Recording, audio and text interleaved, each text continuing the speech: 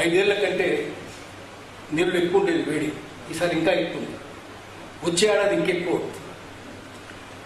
విధ్వంసం జరుగుతుంది. పారిశ్రామిక ఉత్పత్తి వచ్చిన తర్వాతనే భూగోళం తాపం పెరుగుతున్నది.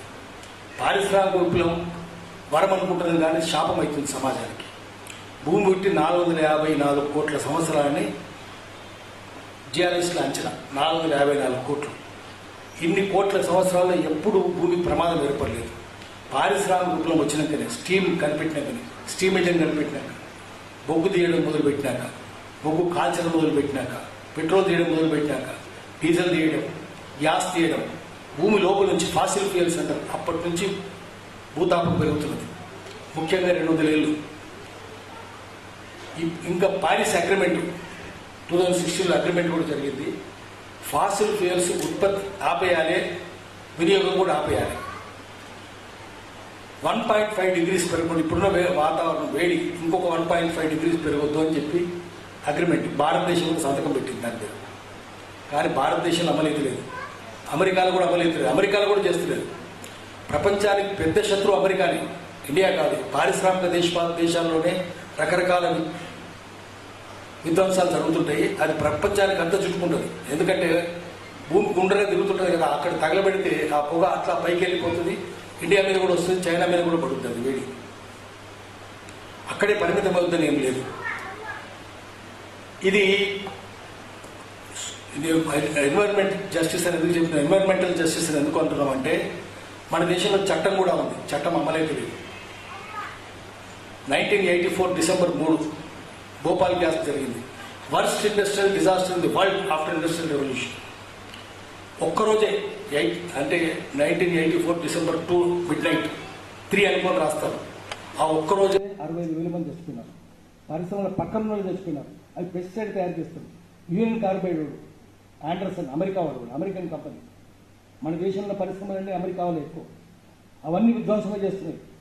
65,000 మంది చచ్చిపోతే రాజీవ్ గాంధీ అన్నాడు 65,000 మంది కాదు 25,000 అన్నాడు. కొన్ని 25,000. ఆ తర్వాత 1 yearలో 1.5 lakh చచ్చిపోయినారు. అంత ఇప్పటికీ అక్కడ పిల్లలు రోగాలతో పుడుతున్నారు. అక్కడ గ్యాస్ హాస్పిటల్ రిలీఫ్ డిపార్ట్మెంట్ శాఖనే ఉంది. Gas hospital relief and rehabilitation department. 30 ఆసుపత్రులు ఉన్నాయి. పెద్ద ఆసుపత్రి ఒకటి ఉంది. ఇంకా పిల్లలు 1000 మంది వస్తుంటారు. ఈ ఆసుపత్రి మొత్తం రష్, వాళ్ళకి జెనెటిక్ డిజార్డర్స్తో పుడుతున్నారు. ఇంత భయంకరం జరిగితే చట్టం అమలైందా? ఆ తర్వాతనే 86లో ఎన్వైరన్మెంటల్ ప్రొటెక్షన్ యాక్ట్ తీసుకొచ్చినారు. 84లో జరిగిన, అది లేకపోతే ఈ చట్టం వచ్చేది కాదు. ఆ చట్టం అమలవుతుందా?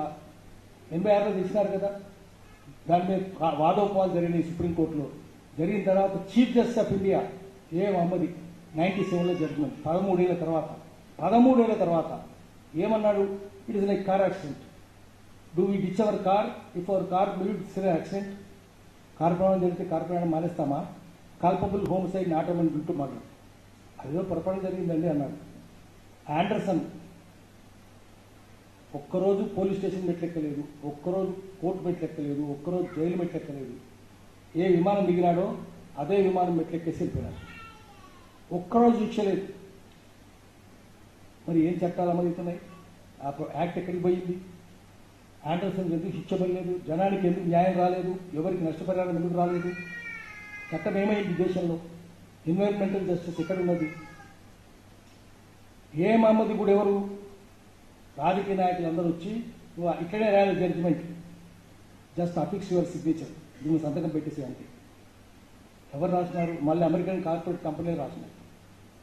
వాళ్ళు రాయించినారు, వాళ్ళ జడ్జితో రాయించినారు. ఆమె మీద సంతకం పెట్టేసినారు. ఆమె ఏం న్యాయం జరిగింది? చట్టాలు ఎక్కడ అమలవుతున్నాయి? పారిశ్రామిక విప్లవం వచ్చినా, పరిశ్రమలు వచ్చినా, ఎక్కడొచ్చినా భారతదేశంలో నష్టపోయేటోళ్ళు పేదోళ్ళే ఉండరు. జస్టిస్ లేదు. హరగోపాల్ గారు తెలుసు, అది ఊరి దగ్గరనే పోలేపల్లి ఉంటుంది. మందుల కంపెనీలు ఇండియాలో ఎందుకు వస్తున్నాయి? అవన్నీ అమెరికన్ కంపెనీలు. ఇక్కడ వచ్చే మందుల కంపెనీలు 90% ఎక్స్పోర్ట్ అవుతాయి, 10% ఇండియాలో వినియోగం అవుతాయి. అవెందుకంటే అక్కడ అంత పొల్యూషన్ ఉండడానికి వీల్లేదు. ఇక్కడైతే అక్కడ చట్టాలు ఇక్కడ ఒప్పుకుంటాయి. ఇప్పుడు అక్కడ చట్టాల్లో మీరు డ్రైనేజ్ నీళ్లు కూడా నదిలో వదిలిపెట్టడానికి వీల్లేదు.